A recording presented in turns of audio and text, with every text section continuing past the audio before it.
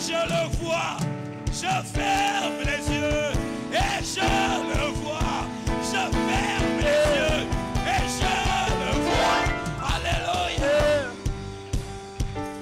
Gloire à Jésus. Gloire à Jésus.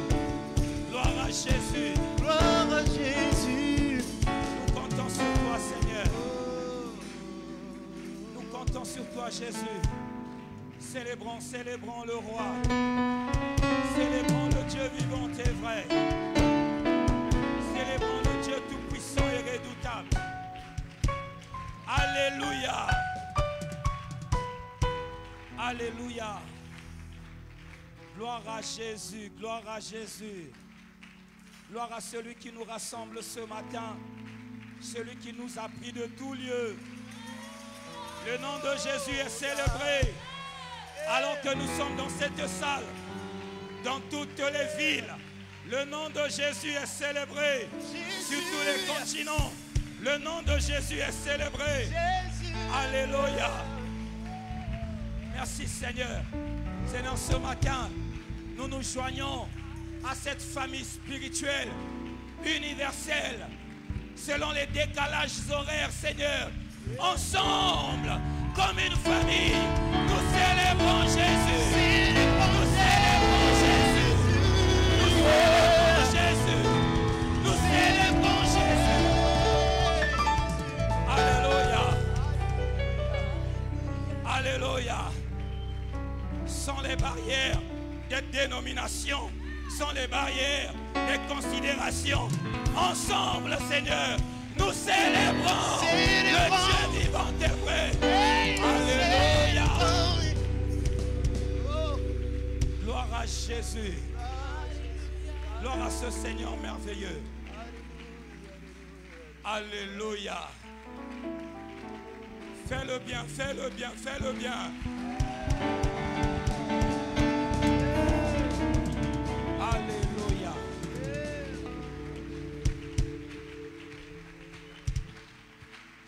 Merci Seigneur.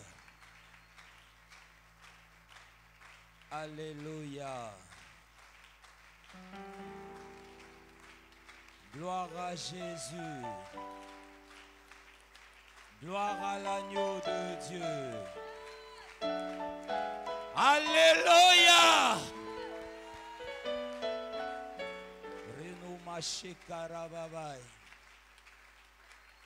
Merci Seigneur pour ton amour manifesté, pour la grâce que tu nous fais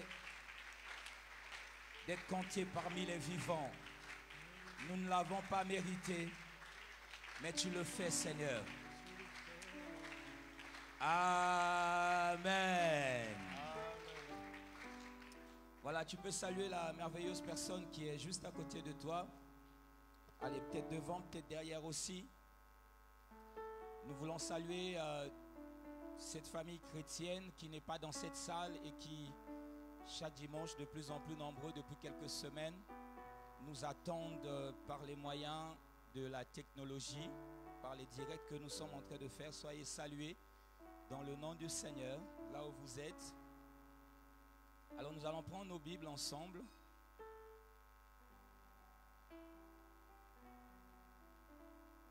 Je vais vous proposer deux textes de la Bible. Luc chapitre 10. Allez, on va commencer par Jean chapitre 3, le verset 16e.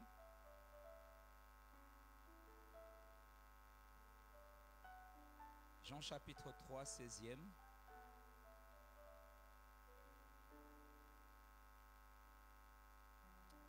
Dites Amen si vous êtes... Normalement, quand c'est Jean 3, 16, on ferme toutes nos Bibles et puis je dis 1, 2, 3 et on récite. Alléluia. Il y a des textes que vous devez garder par cœur. Amen. Amen. Oui. Et vous n'avez pas besoin de talent particulier pour ce genre de texte. Nous allons lire ensemble Jean 3, chapitre 16e, 1, 2, 3. Car Dieu a tant aimé le monde qu'il a donné son Fils unique afin que quiconque croit en lui ne périsse point, mais qu'il ait la vie éternelle. Amen. On peut lire au tableau pour avoir la même version. Encore une fois, car Dieu a tant aimé le monde qu'il a donné son Fils unique, afin que quiconque croit en lui ne périsse point, mais qu'il ait la vie éternelle. Alors je vais vous inviter à prendre Luc chapitre 10. Ça sera une longue lecture, donc je vais lire seul, mais vous gardez vos Bibles ouvertes, vous surveillez. Amen, comme les chrétiens de Béret. Luc chapitre 10, je vais prendre à partir du verset 30e. Nous allons lire jusqu'au verset 37e. Luc chapitre 10, verset 30e jusqu'au verset 37e. Amen. Je vais lire. Jésus reprit la parole et dit: un homme descendait de Jérusalem à Jéricho. Il tomba au milieu des brigands qui le dépouillèrent, le chargèrent des coups et s'en allèrent, le laissant à demi-mort. 31. Un sacrificateur qui par hasard descendait par le même chemin, ayant vu cet homme, passa outre. Un lévite qui arriva aussi dans ce lieu, l'ayant vu, passa outre. Mais un samaritain qui voyageait, étant venu là, fut ému de compassion lorsqu'il le vit. Il s'approcha et banda ses plaies en y versant de l'huile et du vin. Puis il le mit sur sa propre monture, le conduisit à une hôtellerie et prit soin de lui. Verset 35. Le lendemain, il tira 2 deniers, les donna à l'hôte et dit: aie soin de lui, et ce que tu dépenseras de plus, je te le rendrai à mon retour. 36. Lequel de ces 3 te semble avoir été le prochain de celui qui était tombé au milieu des brigands? 37. C'est celui qui a exercé la miséricorde envers lui, répondit le docteur de la loi. Et Jésus lui dit: va, et toi, fais de même. Dieu vivant est vrai, nous ne sommes pas capables, Seigneur éternel, de faire naître quelque chose dans le cœur de ton peuple, ô notre Dieu, si ce n'est par le Saint-Esprit. Alors Saint-Esprit, je t'invite ce matin, comme nous l'avons chanté, à prendre totalement le contrôle. Est-ce que je sois simplement un micro entre tes mains et passe par moi pour nous parler, Seigneur, pour parler à l'Église, c'est-à-dire à moi-même au premier chef. Inspire-nous ce matin, réveille-nous au travers de ta parole. Laisse que ta parole nous libère, que nous soyons complètement affranchis, ô notre Dieu, et que cette vérité nous sanctifie par le Saint-Esprit, dans le nom de Jésus-Christ, pour la gloire du Père. Amen. Amen. Voilà, que le nom de notre Seigneur soit glorifié. Alors, nous allons passer quelques moments ensemble autour de la parole de Dieu. Nous venons de lire deux merveilleux textes que le Seigneur nous propose, que la Bible nous propose. Le thème que nous nous proposons ce matin, c'est celui-ci. Si Dieu les aime tant, alors sauvons-les. Amen. C'est notre thème de ce matin. Si Dieu les aime tant, alors sauvons-les. Si vous avez compris depuis qu'on a commencé cette année, je suis en train de faire des tournures, de prendre des mots, des versets pour dire exactement la même chose, pour nous rappeler notre responsabilité en tant qu'enfant de Dieu d'aller chercher ce que lui il aime. Amen. Amen. Si Dieu les aime tant, alors sauvons-les. Lorsque nous lisons Jean chapitre 3, le verset 16e, ce texte nous montre à quel point Dieu aime sa création. Quand je parle de la création, je parle de l'homme qu'il a créé. Amen. Ce texte nous montre que Dieu aime tout le monde. Dis avec moi, tout le monde. Alléluia. Dieu aime tout le monde. Mais lorsque nous regardons notre attitude vis-à-vis de ceux qui ne sont pas dans cette salle, ou qui ne sont pas dans nos salles de culte, ou dans nos salles de réunion, nous voyons que nous les avons caricaturés. Amen. Le jeudi, j'en ai un peu parlé, et puis ce fardeau est resté sur mon cœur, c'est pour ça que j'en parle encore aujourd'hui. Amen. Le jeudi, on avait arrêté notre culte notre on va dire conduite de puissance pour nous interpeller, parce que le Saint-Esprit, il voulait nous faire comprendre l'importance de ces choses. Donc premièrement, j'ai dit que Dieu, il veut sauver toute sa création. Amen. Amen. Il a vraiment cela à cœur. Il aime tout le monde. Il aime tout le monde. Et lorsque nous regardons notre attitude, nous voyons que nous ne faisons pas comme Dieu. Nous prétendons aimer Dieu, mais nous ne faisons pas comme Dieu. Nous ne faisons pas comme Dieu. Tous ceux qui ne sont pas dans nos lieux de culte, nous les avons caricaturés. Non seulement ceux qui ne prient pas, ceux qui ne connaissent pas Dieu, et regardons même comment nous nous traitons entre nous, entre ceux qui sont censés célébrer et servir Dieu. À cause des barrières dénominationnelles, c'est comme ça qu'on dit, à cause des barrières dénominationnelles, nous considérons, les uns se considèrent comme aimant le Seigneur plus, comme connaissant plus le Seigneur que les autres. Nous avons pris l'habitude de caricaturer les autres. Mais la Bible dit que Dieu a tant aimé le monde. Lorsque nous voyons dans la Bible le monde, et je vous l'ai dit, ça c'est un rappel pour vous, lorsque nous avons fait la série sur être agréable à Dieu, la Bible nous donne 3 définitions du monde. Amen. Ou 3 significations du monde. Premièrement, le monde peut signifier la terre que Dieu a créée. Là, vous allez le lire dans le livre des Apôtres, chapitre 17, le verset 24e. Le Dieu qui a fait tout le monde et tout ce qui s'y trouve. Amen. Là, il s'agit, quand on parle du monde, il s'agit de la terre que Dieu a créée. Deuxièmement, le monde peut signifier un système. Un système. Et là, ça va être le système que Satan, en fait, pour Satan, il veut créer un monde, où il crée un monde. Il crée un monde, en fait, un système qui s'appelle un monde sans Dieu. C'est-à-dire que les gens, ils sont là, mais par l'œuvre de Satan, ils travaillent, ils vivent comme si Dieu n'était pas, comme si Dieu n'existait pas. Amen. Un système sans Dieu. Alléluia. Amen. Amen. Et la Bible nous dit dans 1 Jean chapitre 2, le verset 15e, la Bible dit « N'aimez point le monde, ni les choses qui sont dans le monde. » Lorsque la Bible parle ici du monde, dans 1 Jean 2, verset 15e, ce n'est pas le même monde que la Bible était en train de parler dans Actes chapitre 17, le verset 24e. Ici, il s'agit du système que Satan a créé, que Satan s'efforce tous les jours à alimenter, un monde sans Dieu. Amen. Et la Bible nous dit de ne pas aimer ce monde-là, de ne pas nous y conformer, de ne pas aimer le monde, ni les choses qui sont dans le monde. Troisièmement, et là ça va être le monde, la signification qui nous intéresse ce matin, le monde peut signifier les gens qui sont dans le monde. Amen, amen, amen. Jean 3, verset 16e, car Dieu a tant aimé le monde qu'il a donné son Fils unique. Ici, il s'agit des hommes que Dieu a créés. Tous les hommes, pas seulement ceux qui sont dans les églises. Tous les hommes, la Bible dit Dieu les a tant aimés. C'est très important, j'ai insisté là-dessus. Dieu a tant aimé tout le monde. Amen. Qu'il a donné, il a donné.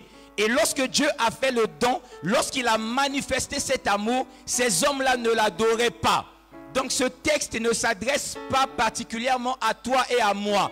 Ce texte plutôt, je vais y arriver, s'adresse à ceux qui ne sont pas encore là. Amen. Il s'adressait à nous hier, avant que nous soyons là. Aujourd'hui, il s'adresse à ceux qui ne sont pas encore là.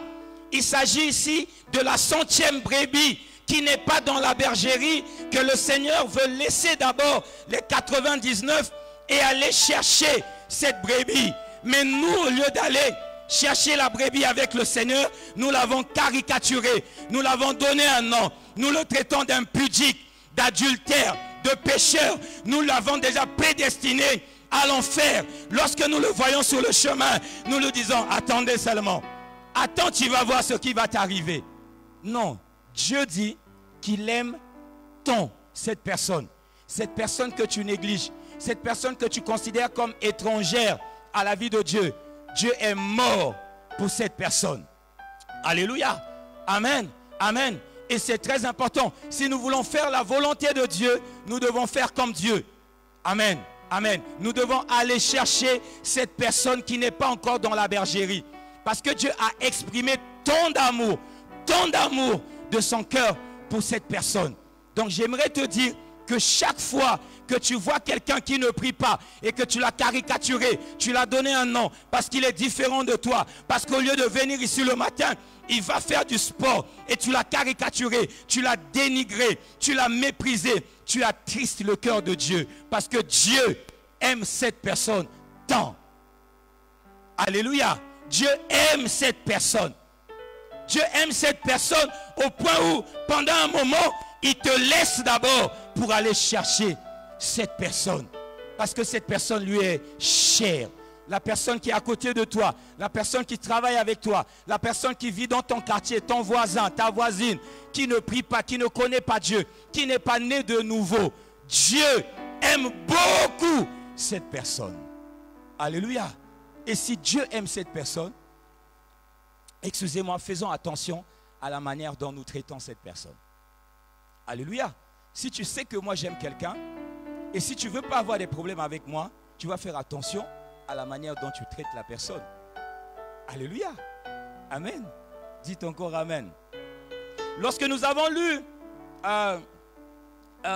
Luc chapitre 10, le verset 30-37, là ce texte, il est long, mais il vient sortir de nous quelque chose qui est très important. Ça veut dire qu'aujourd'hui, la vraie question que nous, en tant qu'Église, nous devons nous poser, en tant que véritable Église, est de savoir si Dieu aime tant ces gens, si Dieu aime tant ces personnes qui sont, entre guillemets, perdues.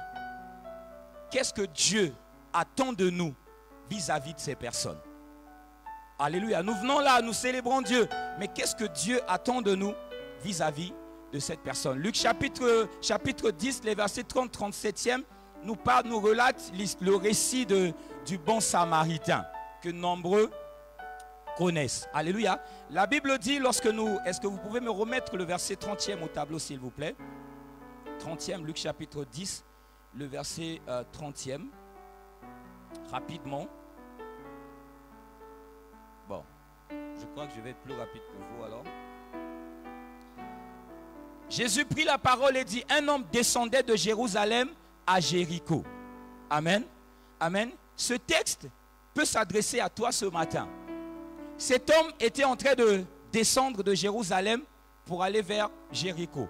Un jour, alors que j'étais en train de vous parler ici, j'ai fait une recherche et je vous ai dit, entre Jérusalem et Jéricho, il y avait approximativement 27 km, un peu plus de 20 km, 27 km. Et donc cet homme était en train de faire une descente, était en train de partir de Jérusalem pour aller vers Jéricho. La Bible ne nous dit pas exactement qu'est-ce que cet homme était en train d'aller chercher à Jéricho. La Bible nous dit seulement que la personne quittait Jérusalem et descendait à Jéricho. Alors, lorsque nous analysons sur le plan spirituel, nous allons voir que cette personne était en train de faire un voyage de déclin. Amen. Amen. Il quittait la ville sainte pour aller vers la ville interdite. Donc, c'était un voyage, mais un voyage de déclin. Peut-être qu'il y a un frère, il y a une sœur que tu connais, que tu ne vois pas ou que tu vois encore physiquement dans cette salle, mais qui est en train de faire un voyage de déclin. Jérusalem, c'est le symbole de la ville sainte ou du lieu saint, tel que la Bible nous le présente. Jérusalem, c'est le symbole de la force, de la vigueur de Dieu. C'est le symbole du lieu de refuge. Amen. Du lieu de refuge où les hommes devaient se réfugier, se sentir en sécurité. La ville de Dieu. C'est le symbole du lieu de la victoire sur le monde des ténèbres. Mais cet homme était en train de quitter cet environnement spirituel, ce bel environnement, pour faire un voyage de déclin vers les ténèbres, vers Jéricho. Jéricho qui est simplement le symbole de la ville interdite. Lorsque nous lisons Josué chapitre 6, le verset 26e, la Bible dit, ce fut alors que Josué jura en disant, maudit soit devant l'Éternel l'homme qui se levera pour rebâtir cette ville de Jéricho. Il en jettera les fondements au prix de son premier-né et il en posera les portes au prix de son plus jeune fils. Et ceux qui lisent la parole, ils savent que quelques décennies après, il y a quelqu'un qui a voulu rebâtir Jéricho et cette parole de Josué est arrivée véritablement dans sa vie. Amen. Lorsque nous quittons le lieu saint, un lieu saint pour nous, pour certains, ça va être l'église, pour aller vers un lieu étranger, pour aller vers un lieu de déclin, pour faire un voyage rétrograde, nous nous exposons à l'ennemi. Cet homme s'est exposé à un certain nombre de phénomènes. Chaque fois que tu prends la décision là je m'adresse à toi, chaque fois que tu prends la décision de régresser un tout petit peu dans ta marche avec le Seigneur, dans ta communion, dans ton intimité avec Dieu, tu t'exposes comme cet homme s'était exposé. Il a été exposé à 3 phénomènes. Et dans la plupart des cas, au moins ces 3 phénomènes vont se manifester autour de nous ou dans notre vie chaque fois que nous sommes rétrogrades dans un domaine particulier. Alléluia. Amen. Premièrement, il s'est exposé au regard des brigands. Lorsque tu quittes la voie de Dieu, lorsque tu quittes le saint lieu, lorsque tu quittes l'environnement de sécurité spirituelle, peut-être que tu te dis que tu as la maîtrise de ce que tu fais. Tu sais ce que tu fais. Ok, quelqu'un t'a frustré à l'église, ou bien tu avais besoin d'assistance, tu avais besoin d'aide, personne n'est venu à ton aide, et tu prends la décision de sortir de cet environnement. Je veux te dire, mon ami, tu es libre de faire ce que tu fais, mais tu t'exposes à un certain nombre de choses. Premièrement, tu t'exposes aux brigands. Pourquoi? Parce que lorsque nous sommes dans l'environnement où Dieu nous garde, la Bible dit que l'ennemi, il rôde autour. Alléluia. Il rôde, il ne se fatigue pas. Nous sommes dans une bulle, nous sommes dans un environnement où nous sommes protégés par Dieu. Tous les jours, comme un moustique, à l'extérieur d'une moustiquaire, l'ennemi, il rôde. Il rôde, il rôde, il rôde, cherchant la première personne qui va s'exposer.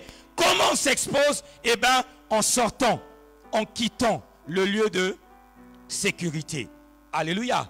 Amen. Je ne sais pas si quelqu'un est en train de décliner dans cette salle, dans sa marche avec le Seigneur. Sache que dès lors que même dans ta pensée, tu as commencé seulement à le réaliser ou à faire ce projet, tu es en train de t'exposer aux brigands. Amen. Et pour ces brigands, cet homme était une victime, premièrement, à exploiter. Une proie à dévorer. Alléluia. Pourquoi il était exploité à dévorer? Parce qu'il était en dehors de son périmètre de promesse. En dehors de son périmètre de sécurité. Chaque fois que tu es en dehors de ton périmètre de sécurité, quelles que soient les motivations que tu mets dans ta tête, quelles que soient les justifications que tu donnes à toi-même, non, je le fais parce que, je le fais parce que, même Dieu comprendrait. Dieu ne comprend pas. Et Satan non plus ne comprend pas. Alléluia. Amen. Amen. Chaque fois que tu sors de ton périmètre de sécurité, de ton périmètre de promesse pour l'ennemi, tu es une victime à exploiter. Pourquoi? Parce que tu ne bénéficies pas de la couverture spirituelle. Il y a beaucoup de choses que vous faites. Il y a des lieux que vous rencontrez avec vos versets bibliques dans la tête. Quand vous êtes à ces lieux-là, quand vous êtes en train de faire ces choses-là, la couverture spirituelle vous a quitté. Et en cet instant-là, méfiez-vous de ce qui peut vous arriver. Dites Amen. Dites encore Amen. Donc, même lorsque tu as fait une faute, même lorsque tu as commis un péché, et que tu as honte du regard des autres, je veux te dire, mon ami, le lieu le plus idéal pour toi, c'est la présence de Dieu. Ne fuis pas la présence de Dieu. Parce qu'il y a quelqu'un qui attend. Tous les jours, il rôde autour. Il attend que tu sortes de la présence de Dieu pour te dévorer. Alléluia. Amen. Genèse chapitre 3, les versets 6 et 9, la Bible dit: la femme vit que l'arbre était bon à manger, agréable à la vue, et qu'il était précieux pour ouvrir l'intelligence. Elle en donna aussi à son mari qui était auprès d'elle, et il en mangea. Les yeux de l'un et de l'autre s'ouvrirent. Ils connurent qu'ils étaient nus, et ayant cousu des feuilles de figuier, ils s'en firent des ceintures.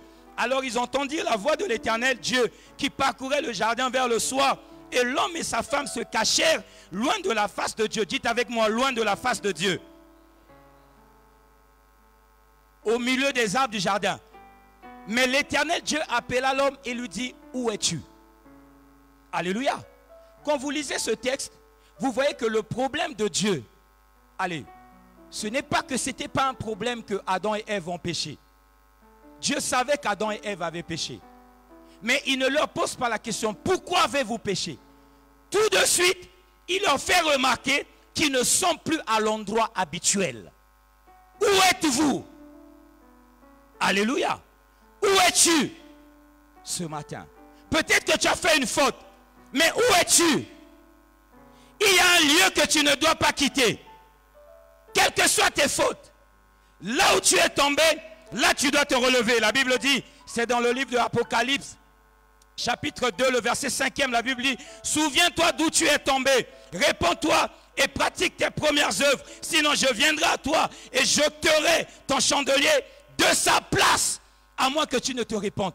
Tu dois te relever de là où tu es tombé. Ne tombe pas au Congo et tu vas te relever en Chine. Relève-toi de là où tu es tombé. Alléluia. Là où tu es tombé, là, relève-toi.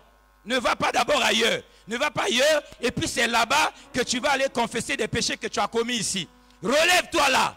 De là où tu es tombé, relève-toi. À l'endroit où tu es tombé, relève-toi. Amen. La fatalité, c'était que Adam et Ève étaient tirés de la présence de Dieu. Et Dieu leur dit, où es-tu? Il savait qu'il avait déjà péché. Mais Adam est parti se cacher. Et Dieu lui demande, où es-tu? Amen. Lorsque nous sortons de la présence de Dieu, deuxièmement, nous sommes exposés à des regards des religieux ou à des systèmes religieux. Vous avez vu, la Bible nous a parlé de ce lévite qui est en train de passer, qui est le symbole du religieux, de ce sacrificateur qui est en train de passer, qui est le symbole du religieux. Donc cet homme, lorsqu'il est sorti de la présence de Dieu, lorsqu'il était en train de faire son voyage de déclin, il était exposé à des religieux. Et dans l'église, nous avons des religieux. C'est pour ça que je te parle ce matin, pour que tu ne sois pas ce regard religieux de ton frère qui, peut-être par mégarde, est en train de faire un voyage de déclin. Les religieux étaient en train de passer. C'est eux qui représentaient la loi. C'est eux qui, entre guillemets, représentaient Dieu. Mais ils ont vu l'homme. Ils ont vu l'homme dans la situation. Alors qu'il était battu, ils l'ont évité. Amen. Ils ont trouvé une excuse pour ne pas l'aider.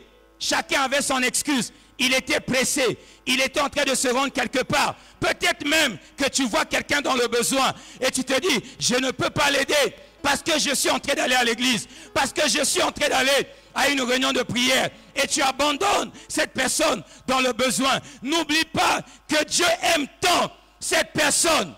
Alléluia. Amen. Les réunions de prière ne finiront pas. Une fois, tu peux t'arrêter. Tu peux appeler ton pasteur. Tu peux appeler ton responsable pour lui dire, aujourd'hui, j'arriverai en retard parce que j'ai rencontré quelqu'un sur le chemin qui est dans le besoin. Le regard des religieux, c'est toujours de trouver des excuses pour ne pas aider les autres. Ah, il est malade parce qu'il a commis un péché. Tu te rappelles, non? Il était en train de fréquenter telle personne. Elle était en train de fréquenter telle personne. On lui avait parlé. Il n'écoutait pas. Maintenant, voilà dans quelle situation il se trouve. C'est une excuse pour ne pas aller aider la personne. La Bible dit, le Seigneur nous dit, s'il y a 99 brebis qui sont en bon état et qu'il y a une 100e qui est perdue, le Seigneur, il laisse les 99 et il va chercher la 100e brebis. Alléluia. Si Dieu les aime tant, alors sauvons-les. Sauvons-les, sortons-les de leur situation. Ce n'est pas un sujet de raillerie, ce n'est pas un sujet de colportage ou de discussion. Ce sont des personnes à sauver. Et moi, ma manière à moi de te sauver ce matin, c'est cette parole que je suis en train de t'annoncer. Parce que j'ai vu que tu étais en train de faire un déclin. C'est le Saint-Esprit qui l'a vu en déclin. C'est le Saint-Esprit qui l'a vu et qui m'a dit, Roland, parle-en, parce qu'il y a quelqu'un ce matin même dans la salle qui est en train de faire un voyage de Jérusalem pour aller vers Jéricho. Il a décidé, parce que la vie est difficile, parce qu'il a trop attendu, parce que le mari ne vient pas, parce que le travail ne vient pas. Il veut prendre un raccourci, il veut partir de Jérusalem pour tomber à Jéricho. N'oublie pas, Jéricho est le lieu interdit pour toi. Le lieu de ta promesse, c'est à Jérusalem. Et la Bible dit dans Habakkuk que si la promesse que Dieu t'a faite tarde à venir, attends-la. Attends-la. Alléluia. Attends-la. Et troisièmement, lorsque nous faisons ce type de voyage, heureusement qu'il y a quelqu'un que nous rencontrons. C'est la véritable église. Et moi j'aimerais que tu sois la véritable église à laquelle ce Samaritain, cet homme s'est exposé. Que ce pécheur s'est exposé, que cette personne qui est en train de perdre la foi s'est exposée, soit la véritable église que le Seigneur veut. Cette église-là, lorsqu'il voit quelqu'un, les hommes qui composent l'église, lorsqu'ils voient quelqu'un en train de faire le voyage de déclin, ils ne voient pas en cette personne une proie à exploiter. Ils ne voient pas en cette personne un territoire où il faut donner toutes sortes d'excuses pour ne pas aider. Mais ils voient un territoire où il veut manifester de l'amour. L'amour de Dieu. Et je peux vous dire, mes bien-aimés dans le Seigneur, il n'y a pas plus grande manifestation d'amour autour de nous que de partager l'évangile de Christ. Alléluia. Le plus beau cadeau que vous pouvez donner aux personnes qui sont à côté de vous, c'est de leur annoncer l'évangile du Seigneur Jésus. Peut-être que le jour où vous leur annoncez, ils ne reçoivent pas. Peut-être qu'ils vous méprisent.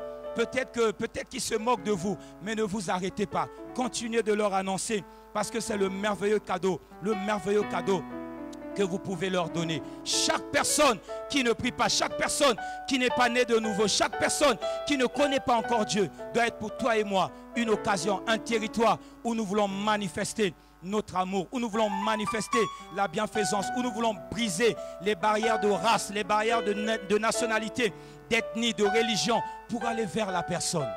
Alléluia. Et lui proposer le véritable. Si tu as goûté que le Seigneur est bon, partage-le avec les autres alors. Jacques chapitre 1er, le verset 27e, la Bible dit: la religion pure et sans tache devant Dieu notre Père consiste à visiter les orphelins, les veuves dans leurs afflictions. Dites avec moi, dans leurs afflictions. Lorsque ces personnes sont dans leurs afflictions, c'est là que nous devons les visiter, nous devons aller vers ces personnes. Et la Bible ajoute, et à se préserver des souillures du monde. Mais déjà, d'aller vers ces personnes quand elles sont dans leurs afflictions. Ce n'est pas de les abandonner. Ce n'est pas ça l'église. Alléluia. Tu ne dois pas aimer être la seule. Tu ne dois pas aimer être la seule. Non. Non.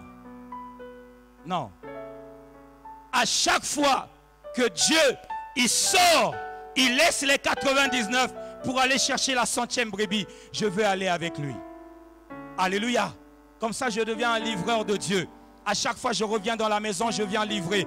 Et à chaque fois je sors dans la rue avec Dieu. Je vais chercher la 100e brebis. Je la ramène dans la maison, je viens livrer. Et Dieu me dit, il y a encore une 100e. Je vais la chercher. Je la ramène dans la maison, je viens livrer. Et si nous faisons comme ça, nous faisons véritablement la volonté de notre Seigneur.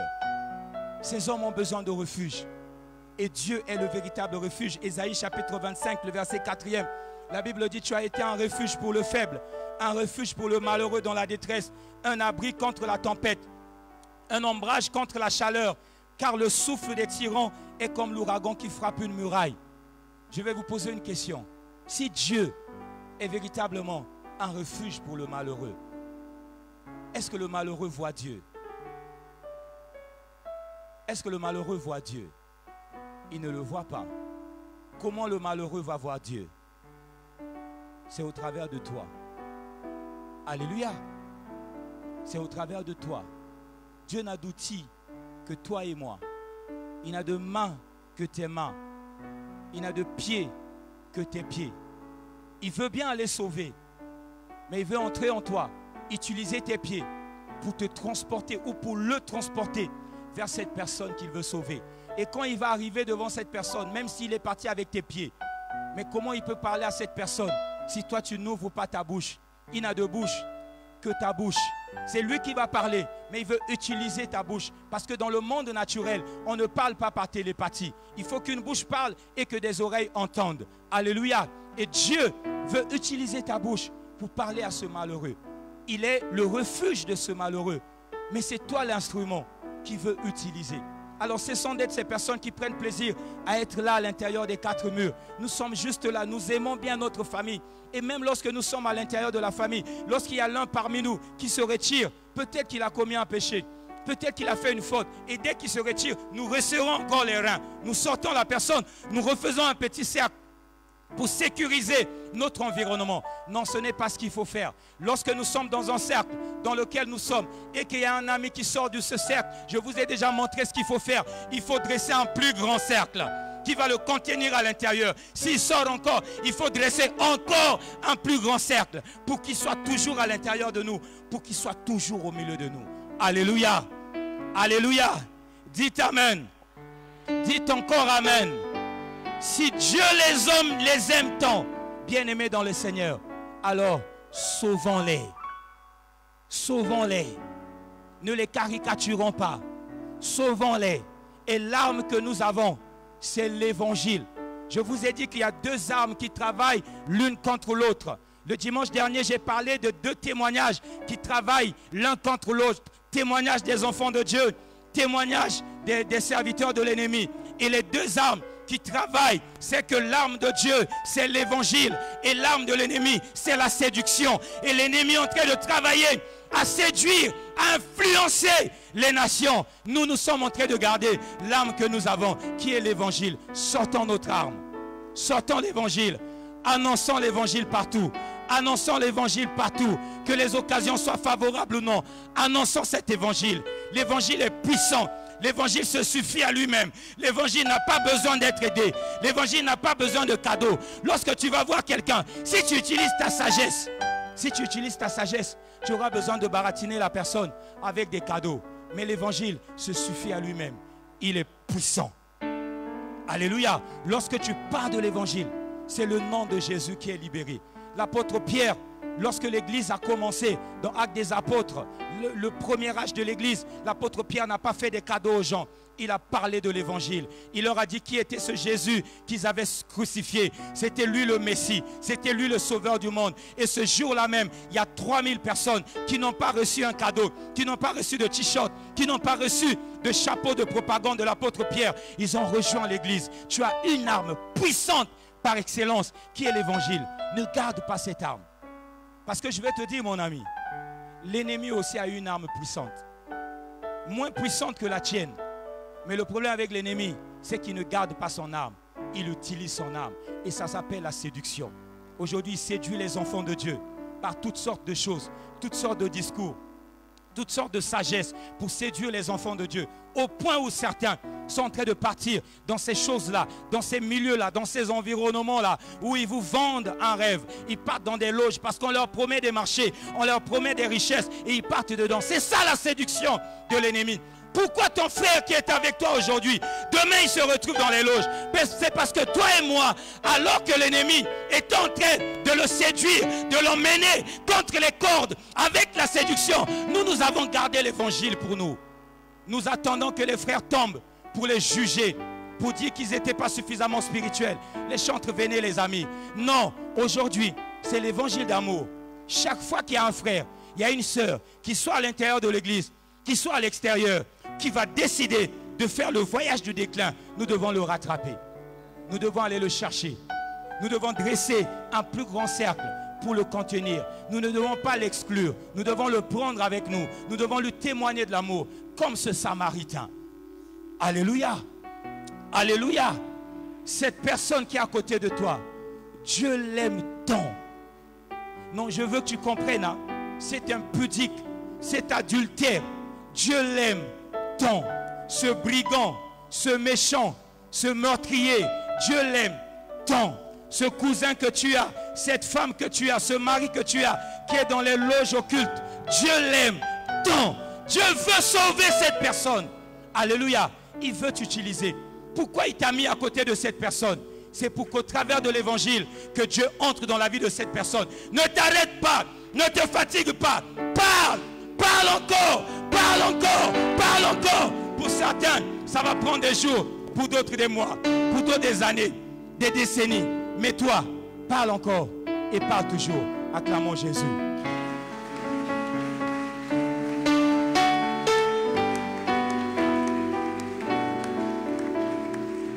Alléluia. Alors ce matin, je veux faire un appel, je veux prier avec quelques personnes. Mais si tu es sincère, tu vas voir que tu es concerné dans au moins un aspect de ta vie. Apocalypse 2, verset 5e nous dit, réponds-toi, souviens-toi donc d'où tu es tombé. Et réponds-toi. Où es-tu tombé, mon ami? Dans quel domaine tu es tombé? Le Seigneur t'appelle de te repentir, de pratiquer tes premières œuvres, de revenir à ton premier amour. Il dit, sinon je viendrai et je vais ôter ton chandelier de sa place. Il y a un chandelier qui est sur toi. Tu ne le vois pas. Peut-être que le monde ne le voit pas. Peut-être que le visage que tu as aujourd'hui, les gens ne voient pas ce chandelier. Mais il y a un chandelier qui est là. Il y a un chandelier qui est là, que Dieu a préparé, où il placera ses lumières pour que tu puisses éclairer, pour faire de toi un témoignage. Le chandelier est là. Le chandelier est là. Si tu ne te relèves pas, il vient, il va ôter ce chandelier de sa place. Et si je suis là ce matin, si le Seigneur m'envoie devant toi, c'est parce qu'il ne veut pas ôter ce chandelier. C'est parce qu'il veut te donner la possibilité de te relever de là où tu es tombé. Si tu avais décidé de faire un voyage de déclin, peut-être dans ta vie professionnelle, peut-être que tu travailles et que tu fais un travail excellent, mais tu n'es pas bien payé, tu n'es pas payé à juste titre, et puis tu es en train de te dire, j'ai été sérieux jusque-là, maintenant je vais commencer moi aussi à truander, à faire des fausses factures, ainsi de suite, parce qu'on ne me paye pas ce que je devais normalement percevoir. C'est un voyage de déclin. C'est une mauvaise décision. C'est un voyage de déclin de Jérusalem vers Jéricho. Peut-être que ton mari te trompe ou ton fiancé est en train de te décevoir. Et puis tu te dis, parce qu'il fait ça, moi aussi je veux me venger. Moi aussi je veux faire pareil. C'est un voyage de déclin. C'est un voyage de déclin, ne le fais pas. Peut-être que tu as un ami qui te trahit alors que tu lui faisais confiance. Tu dis, moi aussi je veux lui rendre ce coup. Moi aussi j'en ai marre d'être toujours le fidèle, le loyal dans cette relation. Je vais lui faire pareil. C'est un voyage de déclin. Ne fais pas ce voyage-là parce que tu vas t'exposer. Il y a des brigands qui t'attendent et qui veulent t'assommer. Ne fais pas ce voyage-là. Ne change pas parce qu'il y a quelqu'un à côté de toi qui a décidé de changer dans le mauvais sens. Ne change pas ton attitude. Reste le même. Reste le même. Peut-être que quelqu'un ne t'a pas aidé. Peut-être que même le pasteur ne t'a pas aidé. Et puis tu te dis, lui qui représente Dieu par excellence, j'avais un problème, il ne m'a pas aidé. Je vais arrêter de prier. C'est un voyage de déclin. Ne le fais pas. Ne le fais pas. Ne le fais pas. Alors relève-toi de là où cette pensée est en train de vouloir monter dans ton cœur. Relève-toi. Relève-toi et réponds-toi. Alléluia. Donnez-nous un chant, les amis, avant que je puisse prier.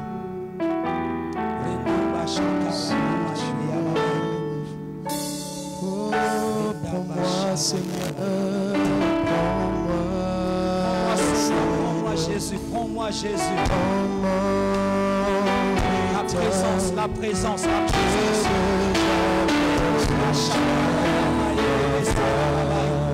Me voici, Seigneur, prends-moi.